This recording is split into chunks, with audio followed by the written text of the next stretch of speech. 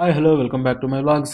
ಈ ಸಲ ನಮ್ಮ ಫ್ರೆಂಡ್ ಜೊತೆ ಸೇರಿ ಕೈಲಾಸಗಿರಿಗೆ ಹೋಗಿದ್ವಿ. ಕೈಲಾಸಗಿರಿ ನೋಡೋಕ್ಕಂತೂ ತುಂಬಾ ಚೆನ್ನಾಗಿತ್ತು, ಆದರೆ ತುಂಬಾ ಡೆವಲಪ್ಮೆಂಟ್ ಮಾಡಲ್ ಇತ್ತು.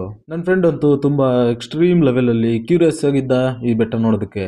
ಈ ಕೈಲಾಸಗಿರಿ ಬೆಟ್ಟದ ಸ್ಪೆಷಾಲಿಟಿನೇ ಒಂದು ದೊಡ್ಡ ಕಲ್ಲು ಬಂಡೆನ ಕುರಿದು ಗುಹೆ ಮಾಡಿ ಅದರಲ್ಲಿ ಲಿಂಗನ ಕೆತ್ತನೆ ಮಾಡಿರೋದು. ಇಲ್ಲಿಗೆ ಹೋಗಿದ ತಕ್ಷಣ ನಮ್ಮನ್ನ ವೆಲ್ಕಮ್ ಮಾಡ್ಕೊಂಡಿದ್ದು ಇವನೇ ನೋಡ್ರಿ, ದೊಡ್ಡ ಮನುಷ್ಯ. ಈ ಗುಹೆ ಎಂಟ್ರೆನ್ಸ್ ಇಂದ ನೋಡ್ತಾ ಇದ್ರೆ ಇಡೀ ಪ್ರಪಂಚ ನಮ್ ಕಣ್ ಮುಂದೆ ಇದೆ ಅಂತ ಕಾಣಿಸುತ್ತೆ. ಭಾನುವಾರ ಸಂಜೆ 5:05 ಆದ್ರೂ ಇಲ್ಲಿಗೆ ಜನ ಬರ್ತಾನೆ ಇರ್ತಾರೆ. ಗುಹೆ ಒಳಗಡೆ ಎಂಟ್ರಿ ಆಗಿದ ತಕ್ಷಣ ನಮ್ಮನ್ನ ವೆಲ್ಕಮ್ ಮಾಡೋದು ತಣ್ಣನೆಯ ತಂಗಾಳಿ, ಅಟ್ರಾಕ್ಷನ್ ಆಗಿ ಕಾಣಿಸುವಂತ ಲೈಟ್ಸು, ದೊಡ್ಡ ದೊಡ್ಡ 2 ಫ್ಯಾನು. ಈ ಸೌಂದರ್ಯನ ನೋಡಕ್ಕಂತೂ 2 ಕಣ್ಣಂತೂ ಸಾಲಲ್ಲ, ಅದಕ್ಕೆ ನಾನು 4 ಕಣ್ಣಲ್ಲಿ ನೋಡಿದೆ. ಅದೇ ನನ್ನ ಸ್ಪೆಕ್ಸ್.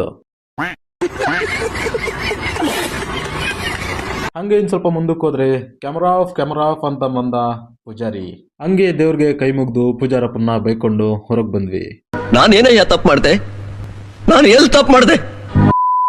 ಹೊರಗೆ ಬರ್ತಿದ್ದಂಗೆ ಒಂದು ಬ್ಯೂಟಿಫುಲ್ ಲೊಕೇಶನ್ ನಲ್ಲಿ ನಮ್ಮ ಫ್ರೆಂಡ್ ಒಂದು ಸಿನಿಮ್ಯಾಟಿಕ್ ವ್ಯೂ ಅಲ್ಲಿ ಶಾರ್ಟ್ ಇಟ್ಕೊಂಡ್ವಿ.